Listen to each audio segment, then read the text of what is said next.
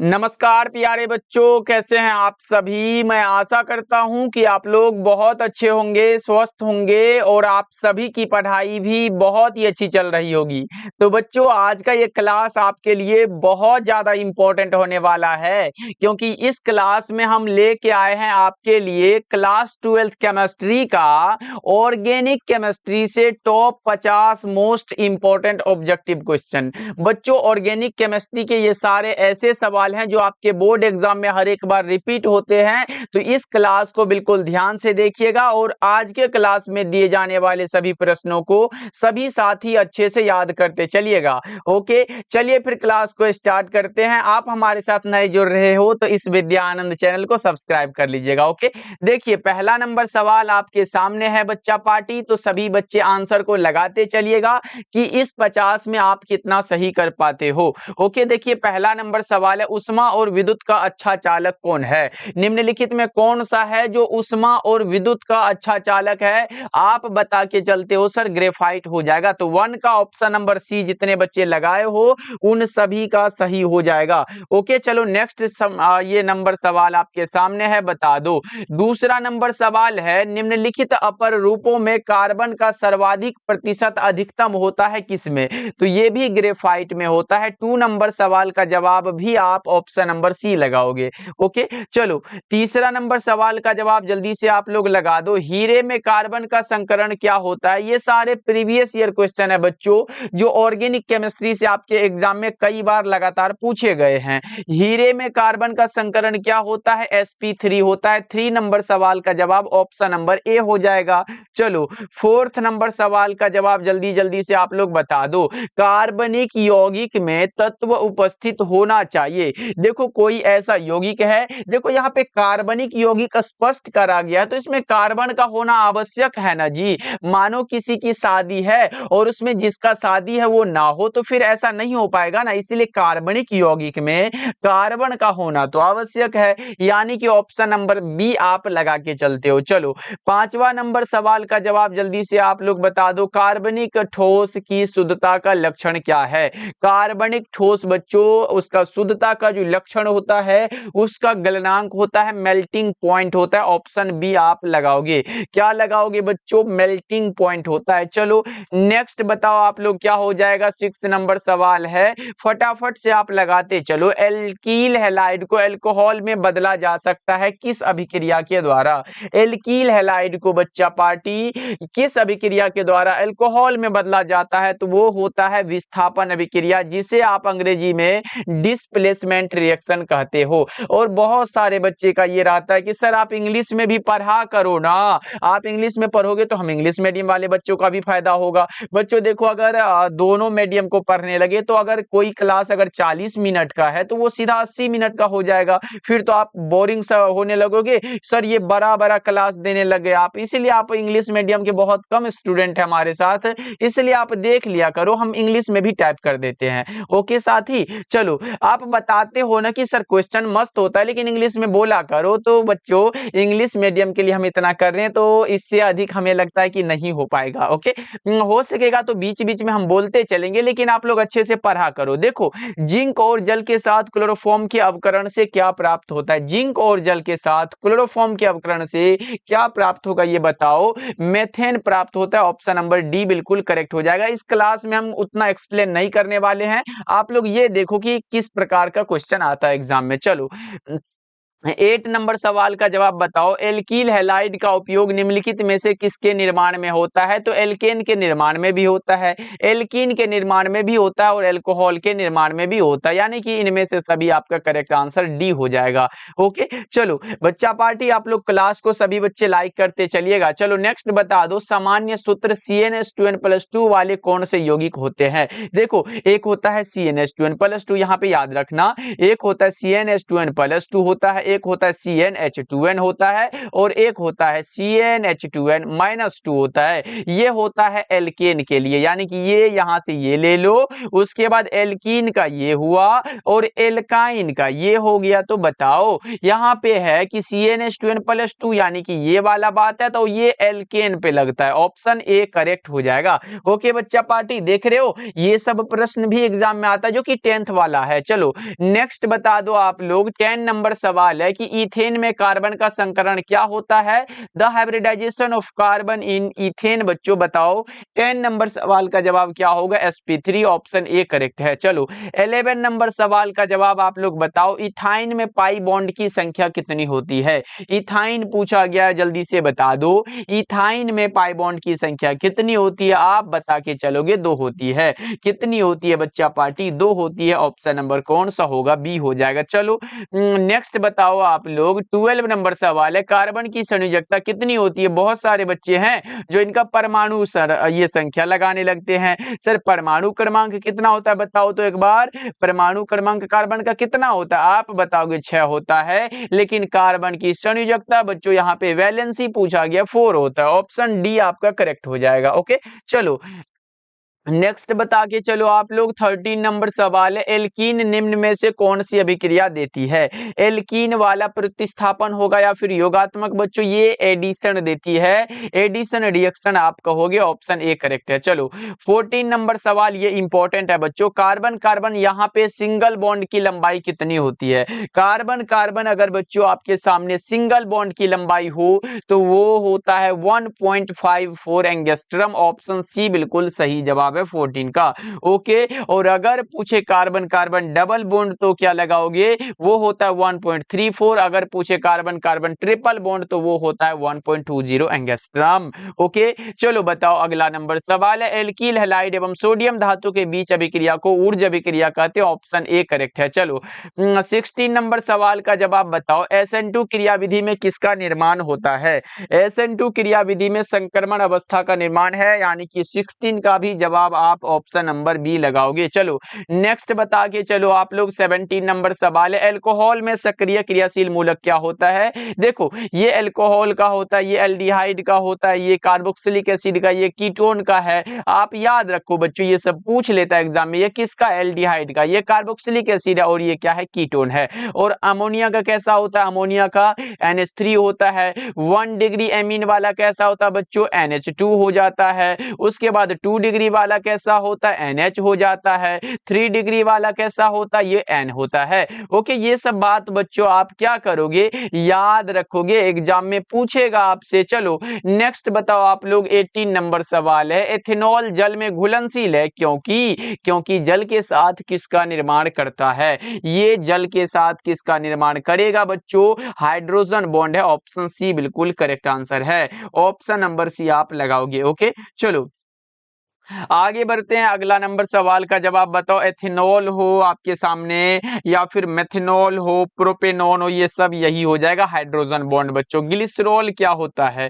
Glycerol का formula कितने बच्चे को पता है? आप बता के चलते हो सर, CH2OH होता है, फिर उसके बाद CHOH होता है, उसके बाद CH2OH होता है, यही है ग्लिसरॉल। अब बताओ ये क्या होता है? अब सबको पता चल गया सर, ये ट्राइहाइड्रिक अल्कोहल होता है, ट्राइहाइड्रिक अल्कोहल। चलो नेक्स्ट बताओ, 20 नंबर सवाल है, प्राथमिक अल्कोहल में उपस्थित कौन सा रहता है? देखो बच्चा पार्टी 1 डिग्री अल्कोहल आपसे पूछ लिया गया है और आप बता के चलोगे CH2OH होता है बच्चों। उसके बाद ये होता है 2 डिग्री वाला, ये 2 डिग्री है और ये कौन सा 3 डिग्री है, ये बात भी आप ध्यान में रख के चलोगे। चलो नेक्स्ट बताओ आप लोग, 21 नंबर सवाल है, कीटोन का क्या होगा? जस्ट हमने ऊपर बताया, ये सब एग्जाम में पूछा गया है मेरे भाई, सभी बार एग्जाम में आता है, इससे प्रश्न तो आप याद रखोगे। पिछले बार पूछा था अल्कोहल वाला, उससे पिछले बार क्या आया था? ये कार्बोक्सिलिक एसिड, ये कीटोन सब आते रहता है बच्चों। अब बताओ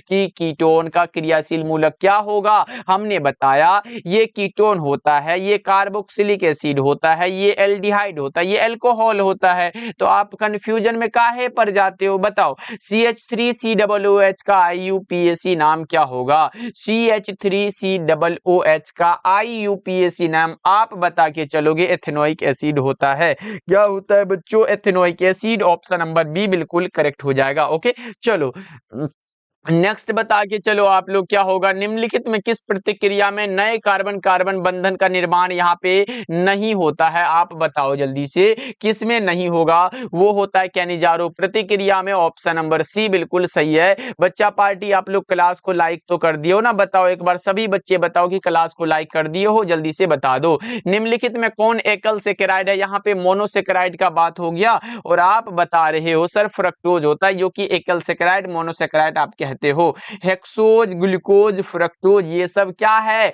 यही सब तो है ना सर, ये एकल सेकेराइड होता है। चलो नेक्स्ट बताओ आप लोग, क्या होगा? 25 नंबर सवाल है, कैल्शियम फॉर्मेट का शुष्क श्रवण क्या देता है? ये कैल्शियम फॉर्मेट है ना, क्या होगा? ये HCHO होता है। ऑप्शन ए बिल्कुल करेक्ट हो जाएगा। चलो नेक्स्ट बताओ आप लोग, अगला नंबर सवाल। आज कुछ नहीं समझाएंगे, बस आप देखो प्रश्न कैसा आता है। देखो निम्नलिखित में कौन एल्डोल संघनन नहीं देता है? निम्न में कौन सा होगा बच्चों? अब बताओ जल्दी से। 26 नंबर सवाल का जवाब ये भी आप बताओगे, मेथेनॉल होता है। कौन सा? CH3OH होता है ना। चलो नेक्स्ट बताओ आप लोग, 27 नंबर सवाल है, निम्नलिखित में कौन एस्टर का क्रियाशील मूलक है? देख रहे हो बच्चों, क्रियाशील मूलक से हर एक बार प्रश्न बना है। ये हमें लगता है 2022 में पूछा गया था, हमें जहां तक याद है ये प्रश्न 2022 का है। अब बताओ एस्टर का क्रियाशील मूलक क्या हो जाएगा? वो होता है COOR होता है। ऑप्शन सी बिल्कुल करेक्ट आंसर है। ओके, चलो नेक्स्ट बता के चलो आप लोग बच्चों, ये रहा प्रश्न आपके सामने। कार्बोनिल समूह,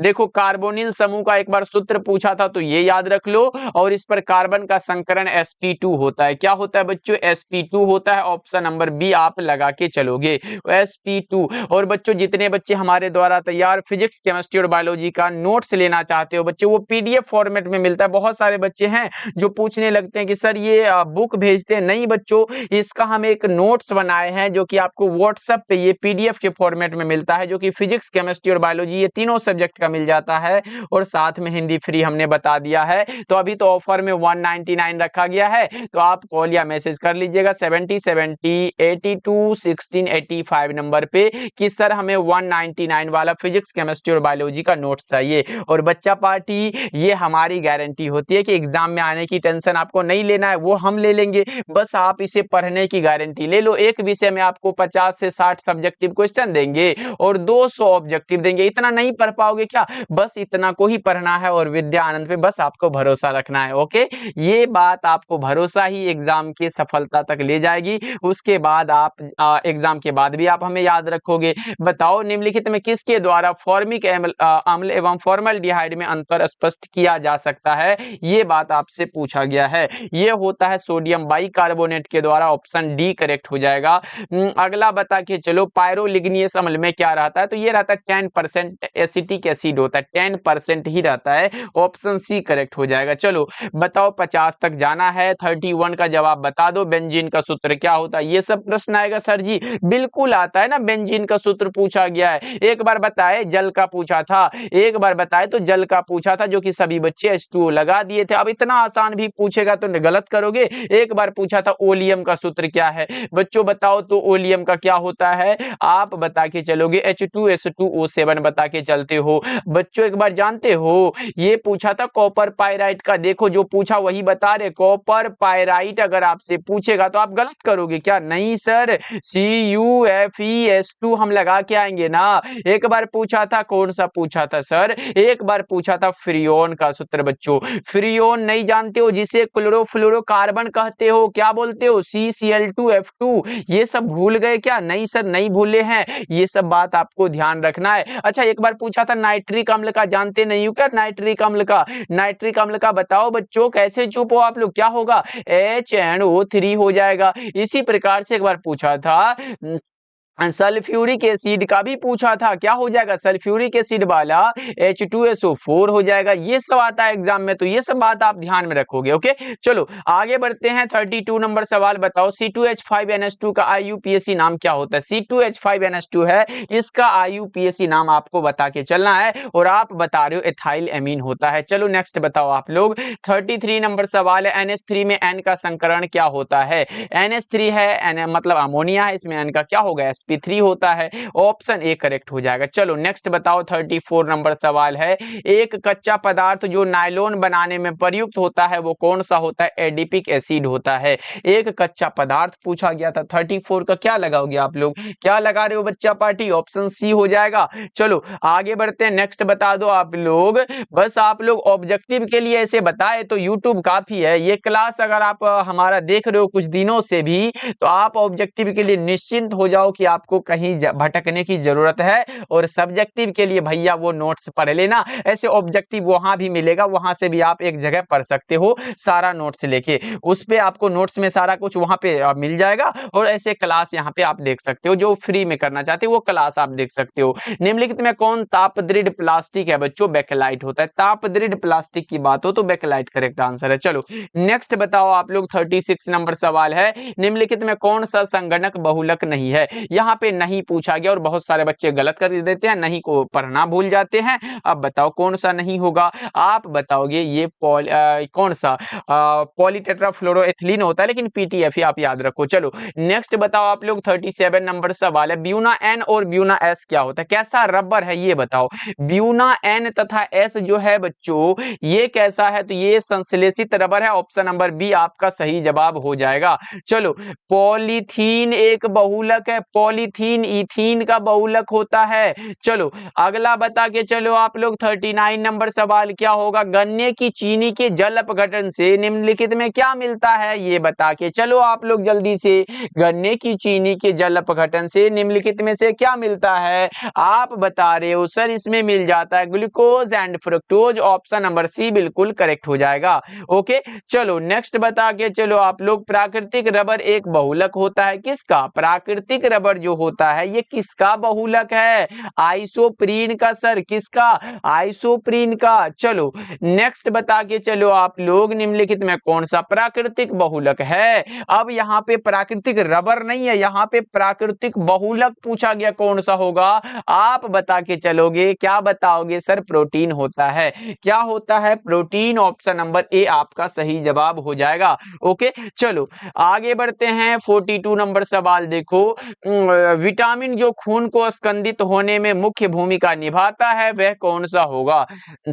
बताओ आप लोग, विटामिन जो खून को स्कंदित होने में मुख्य भूमिका निभाता है उसका नाम आप बताओगे। सर विटामिन के होता है, रक्त का थक्का वाला बात जानते हो ना। ऑप्शन नंबर आप डी याद रख लो। चलो नेक्स्ट बता के चलो आप लोग, निम्नलिखित में से कौन सा कार्बोहाइड्रेट प्रकृति में प्रचुर मात्रा में पाया जाता है। प्रचुर मात्रा में पाया जाने वाला सेल्यूलोज होता है। ओके चलो नेक्स्ट बता दो आप लोग, बुझा हुआ चूना कौन सा होगा। बुझा हुआ चूना का सूत्र ही तो पूछा है, अब बताओ कौन सा होगा बुझा हुआ चूना का सूत्र बताओ। 44 का CaOH का होल ट्वाइस होता है। CaOH का बच्चा पार्टी होल ट्वाइस आप याद रखोगे। चलो नेक्स्ट बता के चलो आप लोग जल्दी से, कौन सा विटामिन की कमी से रतौंधी वाला रोग हो जाता है। ये सबको पता है सर, विटामिन ए, जिनका केमिकल नाम क्या होता है, जिनका केमिकल नाम रेटिनॉल होता है, और इनकी कमी के कारण रतौंधी वाला रोग होता है। ओके बच्चों, और ये याद रख लो विटामिन सी का कई बार आया है, इसका केमिकल नाम क्या होता है बच्चों, एस्कॉर्बिक एसिड होता है। क्या होता है यहाँ पे याद रखना, इसका केमिकल नाम क्या होता है, इसका केमिकल नाम है एस्कॉर्बिक बच्चा पार्टी एसिड होता है। कई बार आया हुआ है, मोस्ट इंपॉर्टेंट है, यहाँ पे एसिड होगा, अब याद रख लेना। ओके ऐसे विटामिन डी सब नहीं पूछता। चलो नेक्स्ट बताओ आप लोग। 46 नंबर सवाल है, एंजाइम क्या है। एंजाइम प्रोटीन है, कार्बोहाइड्रेट है, लिपिड है, क्या है बताओ जल्दी से। क्या हो जाएगा सर? प्रोटीन है, ऑप्शन सी करेक्ट हो जाएगा। चलो नेक्स्ट बता दो आप लोग, विटामिन सी। लो भैया हमने पूछा था ना, बताया भी था, विटामिन सी तो एस्कॉर्बिक एसिड है। क्या है? Ascorbic acid. Option number A आपका सही जवाब है। चलो नेक्स्ट बता के चलो आप लोग, अमोनिया आर्द्र लाल लिटमस पत्र को किस रंग में बदल देता? अमोनिया वाला बात है, बताओ जल्दी से। 48 का क्या होगा? क्या होगा? नीला में बदल देगा। ऑप्शन ए करेक्ट हो जाएगा। चलो नेक्स्ट बता के चलो, वह पदार्थ जो शरीर के ताप को कम कर देता है, क्या करता है बच्चों? शरीर का ताप को कम कर रहा है तो वो कहलाता है, क्या कहलाता है बच्चों? बताओ जल्दी से। ज्वरनाशी, जिसे आप एंटीपायरेटिक कहते हो ना, वो बुखार को कम करने वाला ज्वरनाशी जो होता है। चलो आगे बढ़ते हैं, प्रश्न आपके सामने है, ये लो भैया इंपॉर्टेंट क्वेश्चन है, आप याद रखना। देखो निम्नलिखित में कौन सा विटामिन जल में घुलनशील है? एक बार पूछा था वसा वाला। देखो वसा में घुलनशील ए डी होता है, ए डी होता है, ई होता है और के होता है। ये चार विटामिन जो है ये वसा में घुलनशील है बच्चों, फेट सोल्यूबल है। लेकिन जल में जो होता है, जल वाला अगर बात हो आपके सामने, तो जल में दो, बी और सी, यानी कि बी में जितना B1 B2 आ जाए और ये सी पूरा हो जाएगा, बी और सी हो जाएगा। तो जल में घुलनशील वाला बी सी लगाओ ना, ऑप्शन सी करेक्ट हो जाएगा। याद रहेगा ना? ऐसे आपको ये याद रखना है कि विटामिन को दो भागों में बांटा गया, वसा में घुलनशील और जल में घुलनशील, ये आपको याद रखना है। ओके चलो आगे बढ़े। आगे कैसे बढ़े सर? 50 ही तो क्वेश्चन था। बिल्कुल बिल्कुल 50 ही था बच्चा पार्टी। अब बताओ आज का क्लास कैसा लगा? ऐसे ये प्रीवियस ईयर क्वेश्चन था, इसीलिए हमने उतना एक्सप्लेन नहीं करा बच्चों, लेकिन आगे से ये क्वेश्चन तो कई बार हम करा देंगे, आप ध्यान में रखना। इसका जो है हम चैप्टर वाइज भी ऐसे अपलोड कर देंगे सारा कुछ, तो आपको इसमें घबराने की बात नहीं है। ये हम इसीलिए लाए थे जिससे कि आपको ये पता चले कि एग्जाम में कैसा प्रश्न पूछा जा सकता है। और हाँ, टेस्ट कहाँ लगाते हो सबको पता है ना, टेस्ट लगाते हो कि नहीं? टेलीग्राम पे हम डेली क्वेश्चन बना के दे देते हैं। आप लोग जाके टेस्ट लगाने के लिए टेलीग्राम पे आप क्या करोगे? विद्या आनंद क्या करोगे? सर्च कर लोगे। यहाँ पे बिल्कुल फ्री है जी, यहाँ पे क्या करोगे? बिल्कुल फ्री है। तो ये बात आप याद रखना, टेलीग्राम पे जाके विद्या आनंद सर्च करना। वहां पे हमने दो टेस्ट अपलोड किया, एक फिजिक्स का, दूसरा भी फिजिक्स का ही अपलोड किया है। केमिस्ट्री का भी हो जाएगा बहुत जल्द। ओके तो आप लोग वहां पे जाके टेस्ट लगा सकते हो। और हाँ, नोट्स भैया पढ़ लेना, उसके अलावा आपको कुछ पढ़ने की जरूरत नहीं पड़ेगी। आप लोग एक बार कंटेक्ट करिएगा 7070821685 नंबर पे। ओके बच्चों, देखो ये छोटा सा चार्ज इसलिए रखे क्योंकि भैया जी आप हम भी है ना, हमारा भी होता है ना, फैमिली सब है, तो उसके लिए आप इतना कर सकते हो, क्योंकि ये तीनों सब्जेक्ट आपको दे रहे 199 में। ऐसे ये पहले 299 था, आपके डिमांड पे ही हमने इतना किया है बच्चों। ओके मिलते हैं फिर अगले क्लास में। सभी साथी ध्यान रखिएगा और एक बार क्लास को लाइक कर लीजिएगा। और क्या करोगे? अच्छे से ये 50 ऑब्जेक्टिव को याद कर लीजिएगा। मिलते हैं फिर अगले क्लास में।